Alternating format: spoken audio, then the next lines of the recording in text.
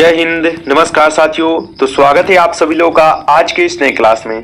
साथियों, आज के इस क्लास में हम लोग पढ़ने वाले हैं रेलवे ग्रुप डी के एग्जाम के लिए most important previous year question को, जो कि आपके रेलवे ग्रुप डी के एग्जाम के लिए बेहद ही महत्वपूर्ण है। तो आप लोग इस क्लास को बिना स्किप किए क्लास को शुरू से लास्ट तक जरूर देखिएगा, जिससे आपको ये सभी क्वेश्चन अच्छी तरीके से याद हो जाए। साथियों, अगर आप इस चैनल पर पहली बार जुड़े हैं तो आप चैनल को भी जरूर सब्सक्राइब करके ऑल पे दबा लीजिएगा, क्योंकि यहाँ पर आप लोग को रेलवे ग्रुप डी के एग्जाम के लिए जो most important previous year daily यहाँ पर क्वेश्चन पढ़ने को मिलेंगे। इसलिए आप चैनल को सब्सक्राइब करके जरूर जुड़े रहिएगा, ताकि आपके पास जब भी क्लास हो तो नोटिफिकेशन जरूर पहुंच पाए। इसलिए आप चैनल को सब्सक्राइब कर लीजिएगा और इस क्लास को आप लोग ज्यादा से ज्यादा अपने दोस्तों को यहाँ शेयर कीजिएगा। चलिए क्लास को स्टार्ट करते हैं और आप लोग जो है चैट सेक्शन में आंसर जरूर लगाइएगा। तो आज का पहला नंबर प्रश्न आपके सामने आता है, उज्जैन किस नदी के किनारे बसा है? उज्जैन जो है यह किस नदी के किनारे जो है बसा हुआ है? नर्मदा नदी, चंबल नदी, क्षिप्रा नदी या बेतना नदी के किनारे? बताइए आप सभी लोग आंसर कि उज्जैन किस नदी के किनारे बसा है। तो उज्जैन बसा है आपके चंबल नदी के किनारे। ऑप्शन यहाँ पर बी आप लोग का सही जवाब है। अगला क्वेश्चन है कि रक्त का रंग जो है ना लाल क्यों होता है? बताइएगा आप सभी लोग आंसर कि रक्त का जो रंग होता है लाल क्यों होता है? तो यह जो होते हैं किसके कारण? हीमोग्लोबिन के कारण। ऑप्शन डी हो जाएगा इस क्वेश्चन का सही जवाब। नेक्स्ट क्वेश्चन पढ़िएगा, किसके द्वारा प्रकाश का रंग निर्धारित होता है?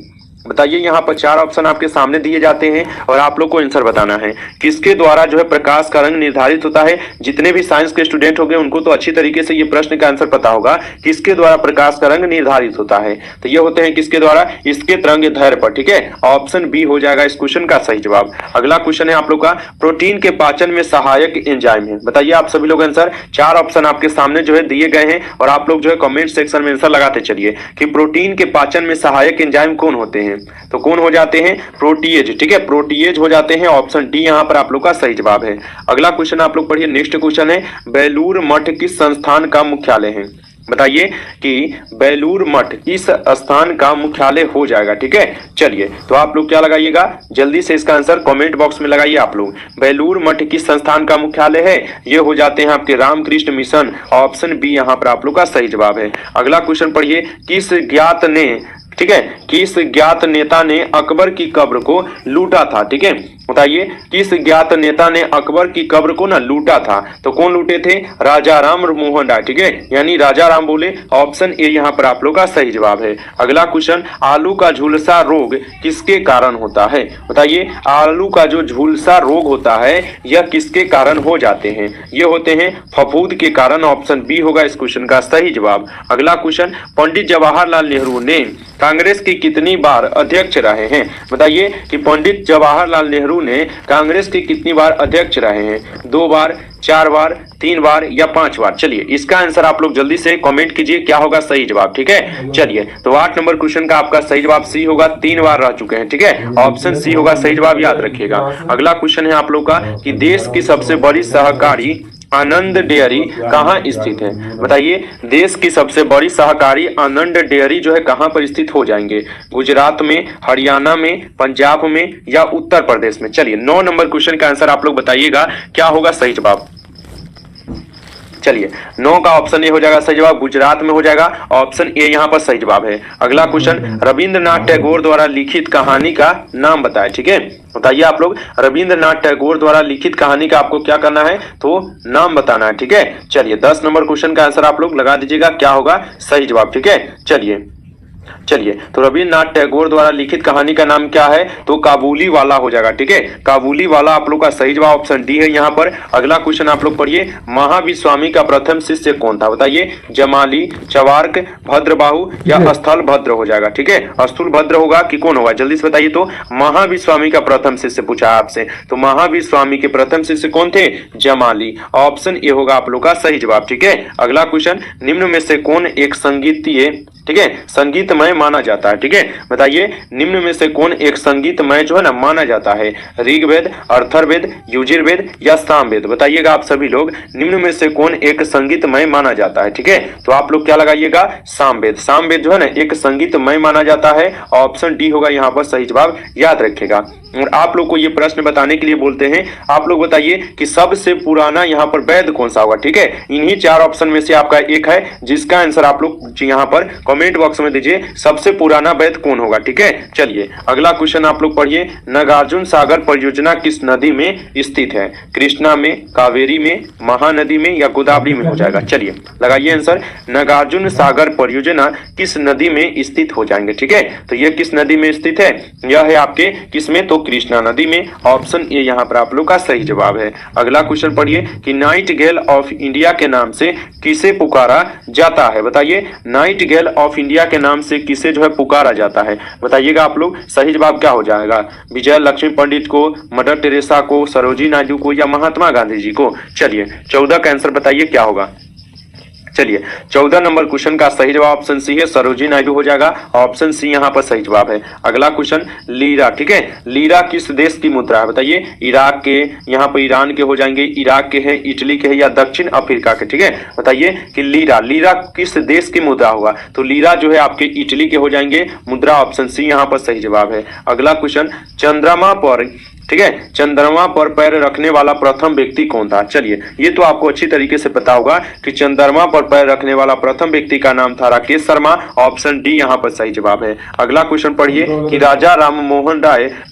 से संबंधित नहीं थे। ठीक है, यानी राजा राम मोहन राय जो है किससे संबंधित नहीं थे? बताइए आप लोग क्या होगा सही जवाब यहाँ पर 17 नंबर क्वेश्चन का। ठीक है, चलिए तो सती निषेध से बिल्कुल नहीं। चलिए विधवा पुनः विवाह ये भी नहीं है। अंग्रेजी प्रोत्साहन बिल्कुल नहीं। सांस्कृतिक शिक्षा, ठीक है, सांस्कृतिक शिक्षा से क्या थे? संबंधित नहीं थे। ऑप्शन डी होगा यहाँ पर सही जवाब। ठीक है, चलिए अगला क्वेश्चन है, हड्डी तोड़ ज्वार को सामान्यतः क्या कहा जाता है? चलिए बताइए कि हड्डी तोड़ ज्वार को सामान्यतः क्या कहा जाता है? तो उनको क्या कहा जाता है? अन्ना ज्वार। ऑप्शन यहाँ पर आप लोग का ए होगा सही जवाब, याद रखिएगा। अगला क्वेश्चन, पोलियो वायरस, ठीक है, पोलियो वायरस मानव शरीर में कहां पलता है और बढ़ता है? ठीक है, बताइए पोलियो वायरस मानव शरीर में कहां पलता है और बढ़ता है? तो ये कहां पर बढ़ता है? छोटी आंत में। ऑप्शन सी होगा यहाँ पर सही जवाब। अगला क्वेश्चन है कि इस्पात का चौखट निम्न में से किसे कहा जाता है?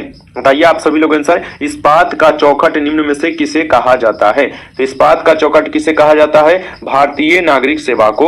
ऑप्शन बी होगा इस क्वेश्चन का सही जवाब, आप लोग याद रखिएगा। साथियों अभी तक अगर आप क्लास को लाइक नहीं किए हैं तो जरूर आप क्लास को भी लाइक कर लीजिए। चैनल पर पहली बार जुड़े हैं तो सब्सक्राइब बिल्कुल ही कर लीजिए, जिससे आने वाले सभी क्लास का नोटिफिकेशन आपके पास बिना किसी रुकावट के पहुंचता रहे। ठीक है, इसलिए आप चैनल को जरूर सब्सक्राइब कर लीजिएगा, साथ ही साथ अपने दोस्तों को ज्यादा से ज्यादा शेयर कीजिएगा क्लास को। चलिए अगला क्वेश्चन है आप लोग का कि वाष्पो उत्सर्जन में पौधों का कौन सा भाग लेता है? ठीक है, चलिए वाष्पो उत्सर्जन में पौधों का कौन सा अंग का भाग जो है लेता है? जड़ का, तना का, पतिया का या फल का लेता है? चलिए 21 नंबर क्वेश्चन का आंसर बताइएगा क्या होगा। तो 21 का ऑप्शन सी लगा दीजिएगा, पतिया का भाग लेता है, याद रखिएगा। अगला क्वेश्चन, श्वसन के दौरान ऊर्जा कहाँ पैदा होती है? बताइए श्वसन के दौरान ऊर्जा कहाँ पर पैदा होते हैं? तो माइक्रोकांडिया में। ठीक है, ऑप्शन बी होगा आप लोग का सही जवाब, याद रखिएगा आप सभी लोग। अगला क्वेश्चन है कि मयोयोग, ठीक है, मयोग शब्द में किस संधि से बना है? तो मनोयोग जो शब्द है ये बने हैं आपके कौन संधि से? विसर्ग संधि से। ऑप्शन डी होगा यहाँ पर सही जवाब, याद रखिएगा। अगला क्वेश्चन, रिक्शा किस भाषा का शब्द है? चीनी, रूसी, जापानी या जर्मनी? आंसर लगाइए आप सभी लोग आंसर। ठीक है, रिक्शा किस भाषा का शब्द होगा? ये आपके जापानी भाषा का शब्द है, याद रखिएगा। चलिए अगला क्वेश्चन आप लोग पढ़िएगा। अगला क्वेश्चन क्या है? अगला क्वेश्चन आता है कि कांग्रेस का 7वां अधिवेशन कहां आयोजित हुआ था? बताइए कांग्रेस का 7वां अधिवेशन कहां आयोजित हुआ था? ठीक है, चलिए बताइए ग्वालियर में 1891 में, नागपुर 1891, मुंबई 1891, बंगाल 1891। लगाइए कि कांग्रेस का 7वां अधिवेशन कहाँ आयोजित हुआ। ठीक है, तो यह कहाँ पर हुए थे? नागपुर में 1891 में हुए थे। ऑप्शन बी होगा सही जवाब। ऑप्शन बी लगाए हैं तो बिल्कुल सही जवाब है। नमस्कार साथियों, तो आज की इस क्लास में जो कुल हम लोग 25 क्वेश्चन को पढ़कर कंप्लीट किए हैं और ये सभी क्वेश्चन इंपोर्टेंट क्वेश्चन थे आपके रेलवे ग्रुप डी के एग्जाम के लिए। यदि आपको ये क्लास अच्छा लगा हो तो आप जरूर क्लास को लाइक कीजिएगा। चैनल पर पहली बार जुड़े हैं तो आप सब्सक्राइब कर लीजिए, जिससे आने वाले सभी क्लास का नोटिफिकेशन आपके पास सबसे पहले पहुंचता रहे। इसलिए आप चैनल को जरूर सब्सक्राइब कर लीजिएगा, साथ ही साथ अपने दोस्तों को यहाँ आप लोग इस क्लास को ज्यादा से ज्यादा शेयर जरूर कीजिएगा। चलिए फिर मिलते हैं नेक्स्ट क्लास में।